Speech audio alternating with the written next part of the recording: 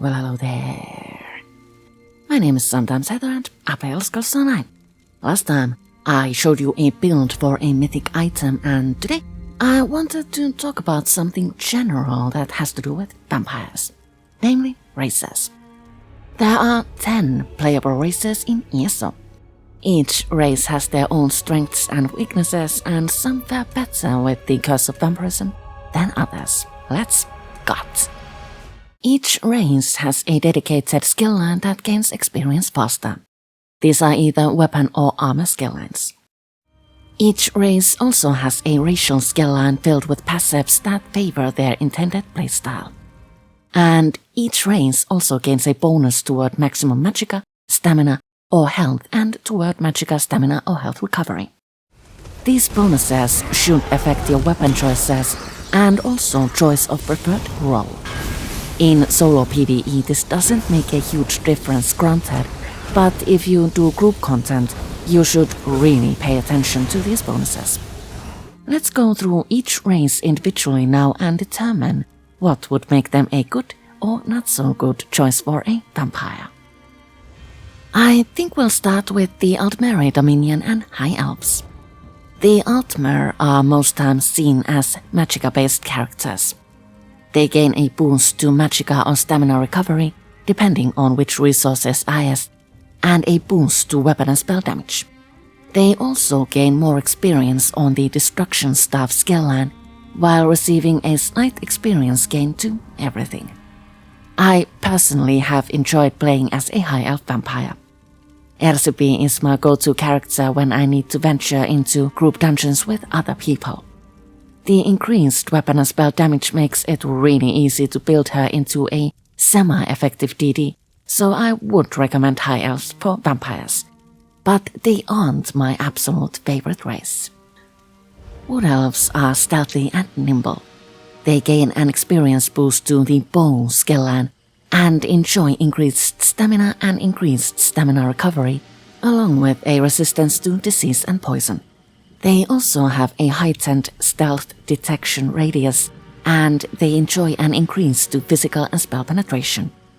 I personally see Wood Elves as werewolves rather than vampires, but as they are designed to use a bow, it might be easy to make a stealthy Bosmer vampire who takes full advantage of this vampire passive. All the ingredients for a deadly solo ganker are there, so this might be a good choice. I might actually try that out soon, now that I have thought of it. Khajiit are also seen as stealthy characters above anything else, but in my view, Khajiit are the most versatile of races. All of their attributes are increased, and they gain a boost to stealthiness. The Khajiit gain an experience boost to medium armor skill line.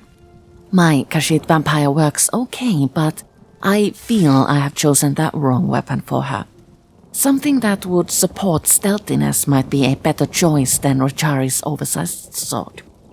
Cats have always been associated to vampires, so lore-wise a Khajiit vampire makes sense.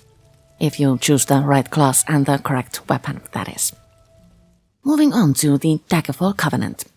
We will start with Bretons, our friends from High Rock. Bretons are often seen as the best race for a Sorc, and I have to agree. Bretons gain an experience boost to light armor and enjoy increased maximum magicka and reduced magicka cost of abilities. They also have a high spell resistance, which is even higher when they are under a negative status effect. If you want to go with a vampire Sorc, Breton would be the best choice. I have one Breton and vampirism suits her well.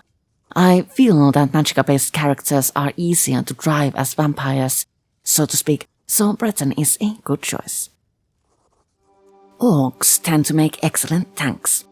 They gain an experience boost to heavy armor, and both their maximum health and stamina are increased. Orcs also enjoy an increase to weapon and spell damage. If we look at this from a role-based perspective, a vampire tank might not be the best thing. With no health regeneration and a heightened ability cost, this solution could result in a disaster, especially since the vampire skill line doesn't really have anything for tanks. But if you would go for a solo character, an adventurer who got bit and now has a strange thirst, it could work. I personally wouldn't go for an orc.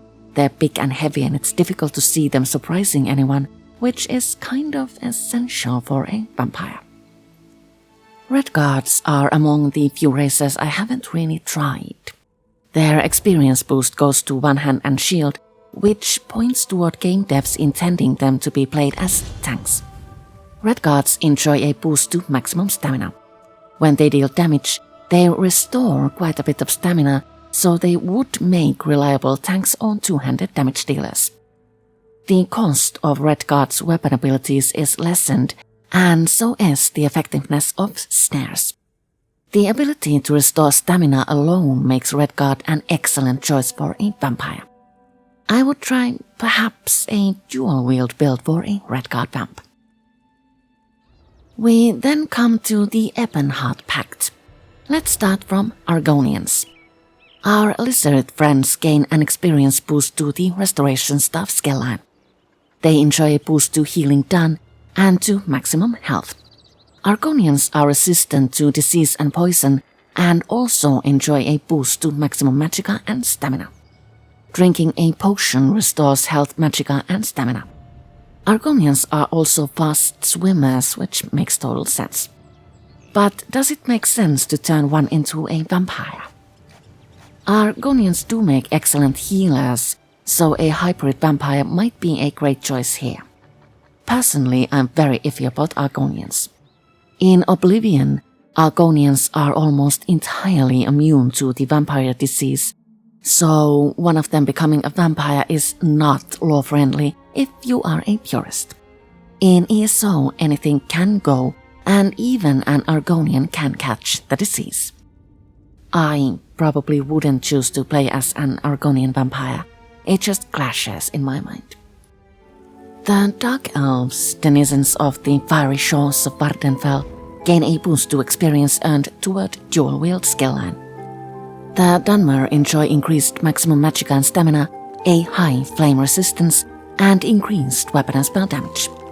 As vampires are vulnerable to fire, the flame resistance does make Dark Elves excellent vampires. You probably know my feelings toward Dunmer vampires by now. I will try not to be biased.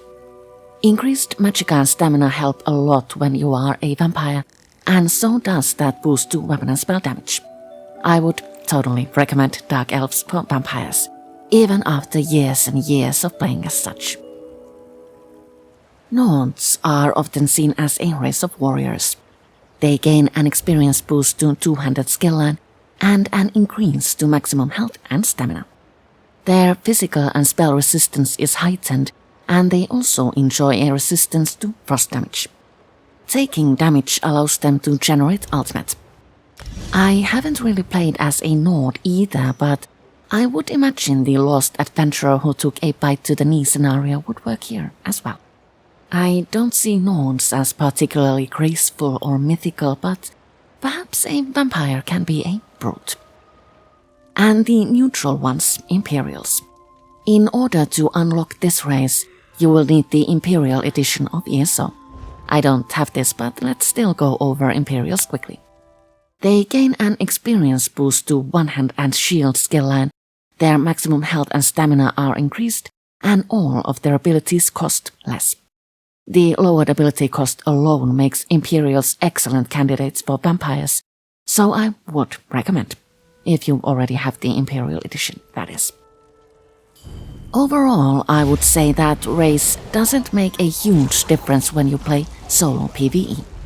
Everything changes, of course, when you do group content, and if you venture into PvP areas, everything changes again. Sustain, I think, is the most important aspect when choosing a race for a vampire. As the curse of vampirism causes your regular abilities to cost more, you will need to make certain you have enough magicka or stamina to keep your rotation going. But as far as immersion goes, any race can work, just as long as it fits your own personal preferences and the lore you have in mind. I hope you've enjoyed this video. Next time, I thought we might take 2 vampires of 2 races, Dunmer and Altmer, and test the same build with both to see what changes and why. Thank you so much for watching and see you all later.